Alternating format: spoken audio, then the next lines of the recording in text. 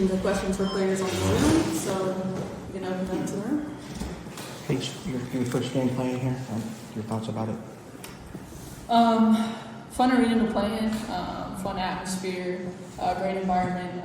It's nice to get a win, team win at that, where everybody contributed. So it was great. First game, first experience here. And then for both of you to have Pablo Banchero into the building, Mike, just thoughts about having your NBA counterparts coming to support you guys. Yeah, I think they said he's from Seattle. He's obviously a great player.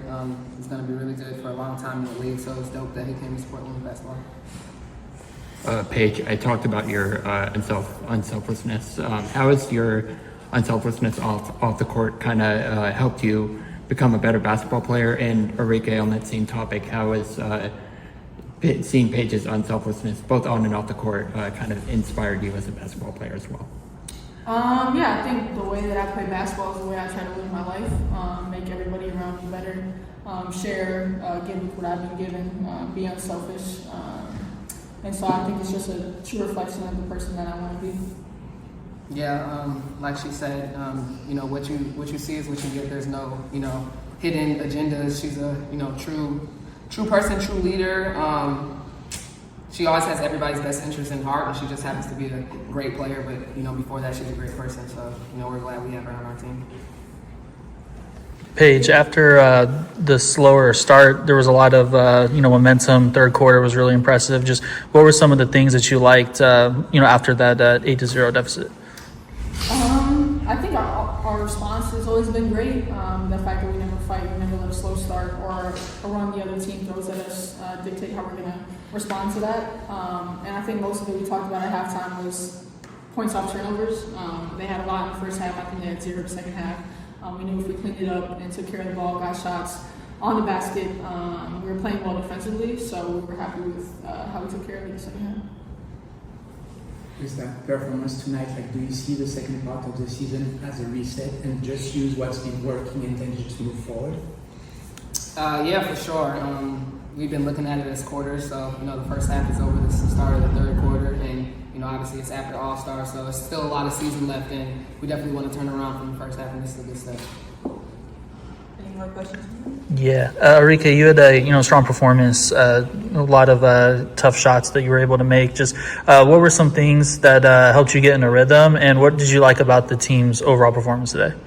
Yeah, my teammates, missed a couple bunnies in the first half. They were talking to me at halftime, next one's in, and having that support from them is always special. But things that I liked, it was just team basketball. I think we had 25, something like that, assists.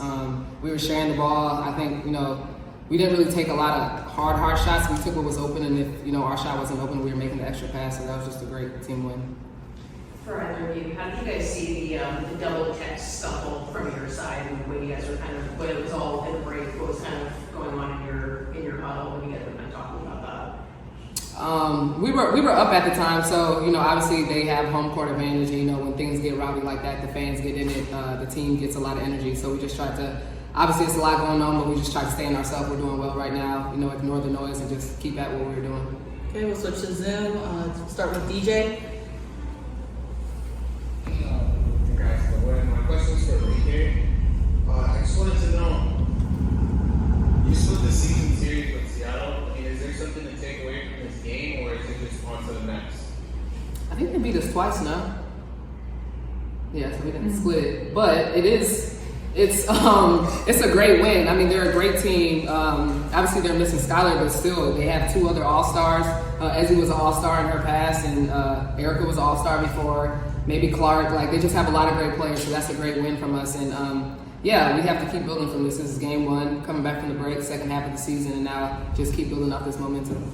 And Christian. My question's for Arike and Paige. On the other side, the wall flip often says teams have to defend us too. But tonight, Seattle had problems defending you for most of the game, especially in the second half. Just kind of wondering, how do you get off of this game and going to part games the rest of the season? How do you build off of this game and go into the future? I think the same way you learn from every single game. Take what you did well, try to continue, keep building off of that, and look at areas of improvement. Try to minimize those in every single game. But for us to get a win like this on the road against a really good team, just to be present, obviously take this win, and then continue to build off it. Don't let us get complacent, but just motivate us to be better. Hey, little Rob. Thank you. Rob Johnson from the Podium Finish. Paige and Arike did win tonight against Seattle.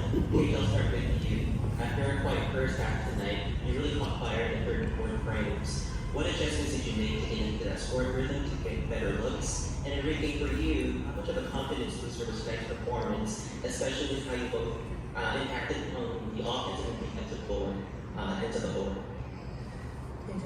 Yeah, I mean, in the first half, they were just doing a great job of limiting my touches and getting the ball out of my hands with traps. So then just trying to play to the advantages that let my other teammates get open, not force anything, not try to get outside the rhythm of the team just to get some shots. And in the second half, things started to open up a little bit. My teammates were making shots, so they sort of had to relax on me and worry about my teammates. So it's all credit to them, and just the way we continue to play team basketball. I don't think any shots were forced tonight. They were all within the rhythm of the offense, and so not one of us are going to go out of the rhythm and try to hunt our own shots and get our own points and make sure our stats are great. But when we're playing team basketball like that, things will end the way they're supposed to. What was that again? Rob, could you repeat it one more time? Yeah, of course. Arike, for you, how much of a confidence booster was tonight's performance, especially how it impacted on both ends of the floor and put off your team's energy? Yeah, like we've been saying, this is a new half of the season, so whatever happened in the first half, you just got to wash it. Obviously take the good from it, but the bad, get rid of that and just start new habits, build new habits, and, we're moving forward. So this was a great team win, every single person. Last one to Kelly. What type of momentum was the third quarter? Was the third quarter will carry forward to the next game plan? This is where you performance, especially finish. How crazy are y'all with that? Who was it for? I mean, we're all worried y'all. What was the last part of the question? So, I'll get the question. What's the type of win, what y'all performance in the third quarter, how will this carry over to the rest of the game and rest of the games going forward? How can y'all build off this, especially defensively? All right. Well, truly, I'm not a huge fan of momentum because it takes you away from the present and lets former games, former possessions dictate what you're doing in that singular possession. So I think the momentum is just us trying to be better every single day, every single practice that we show up. Not let any win dictate. Like, we want to play the way we're going to play next game, regardless of what happened the game before. So I mean, disregarding momentum, we just want to continue to get better every single game. All right, All right, we'll switch the questions around for Chris. Thank you. Thanks, Paige. Thank you. Sorry. Of course, things can get a little bit shifty as it happened in the second half. How do you channel that kind of madness to kind of cancel it away so the players can focus on the game itself, especially in the second half, when it's just starting to click off for you guys?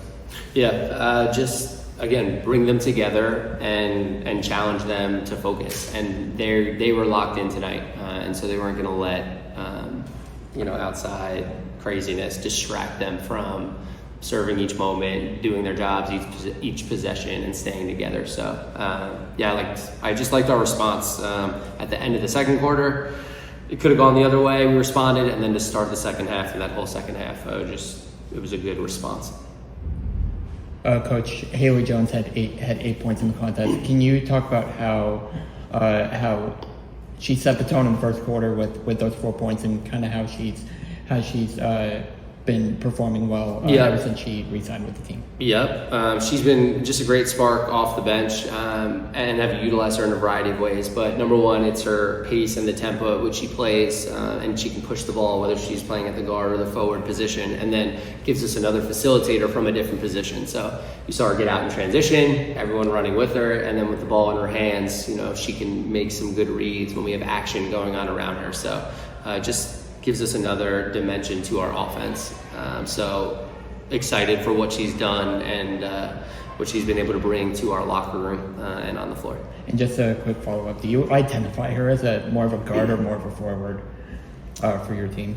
Whatever we need in those circumstances. So Maisha out for a little bit, so yeah, that's the opportunity that presented itself right there. But she'll plug in, and it's fun to have players like that are kind of like Swiss Army knives. You can just plug them in and utilize them. Yeah, thank you.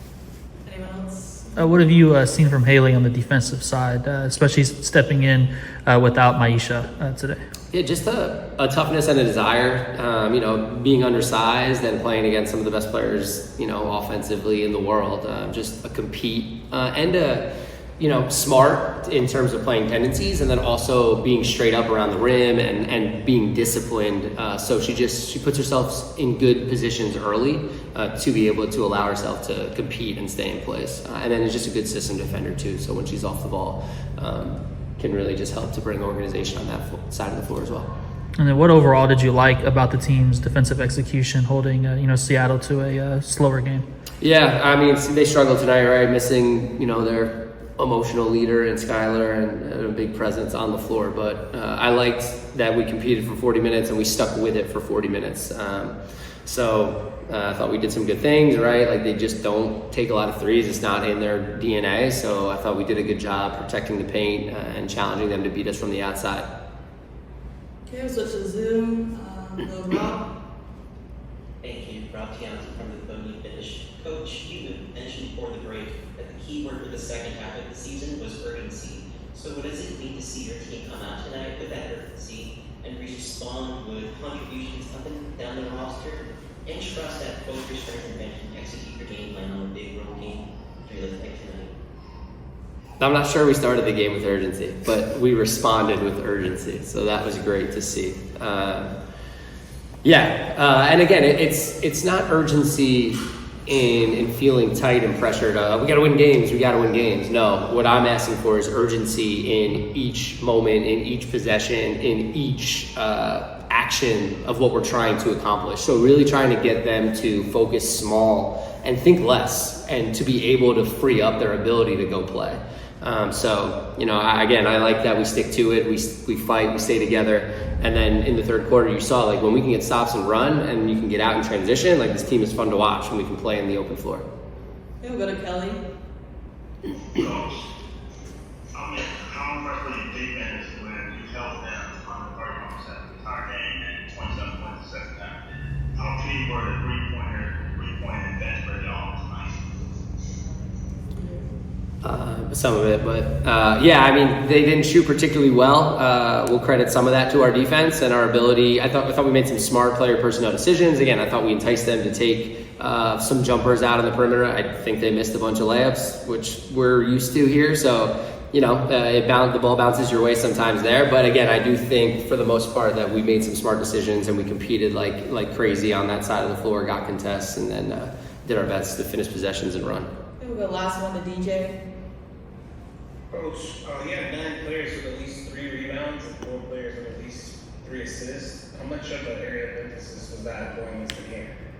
Yeah, we're talking a lot about sharing the ball and shot selection, and so I love it when you look at the stat sheet and you see multiple players with multiple assists. And then as far as the rebounding goes, all we talk about is gang rebounding and how it requires everybody. We can't just rely on our post players, especially when we try to get disruptive in certain areas of the floor and we're asking our posts to come away from the rim. Now we're in scramble mode, so it's really putting pressure on our guards to have to go rebound.